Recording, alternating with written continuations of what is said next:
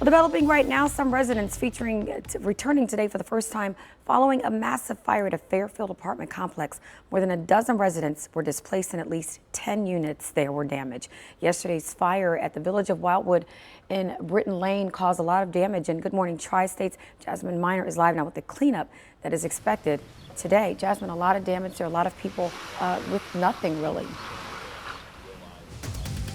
Oh yeah, Tamika, it really has been a devastating last 24 hours. In fact, it's been 16 hours and counting that crews are still here working to clean up this fire. I mean, take a look at that. They're using the hose to sort of get some of those last minute hot spots, and the smoke has gone down so far since I've been out here in the last 2 hours, but you can see it's still coming up from the top of that roof there. And this all went down here, like you said, on Brittany Lane in Fairfield. Fire Chief Don Bennett says putting out this fire really was no easy task, and clearly it's still not. He says they have had a string of issues, including a lack of water supply. And the way the apartments are made, you see they're kind of made with a flat roof, which actually made it more difficult for firefighters to be able to get inside and put out this fire. And it also means that people had to wait, stand outside, and hope that the fire wouldn't get to their own homes.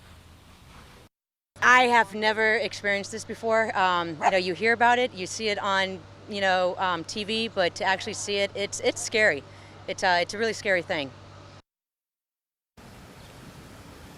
Well, the fire chief also tells us that this fire was started because food was left out on the stove unattended. And even when you look at now, even though it's maybe just this building right here where you see most of the damage is done, you have to imagine that it's not just the fire that affects these buildings, but also the smoke and the water that's coming through. And that's why so many of the apartments were affected over the last 16 hours and counting. But we'll keep you updated with all the latest details, both on air and online, as we find out more at WCPO.com. I'm live in Fairfield. Jasmine Miner, 9 on your side.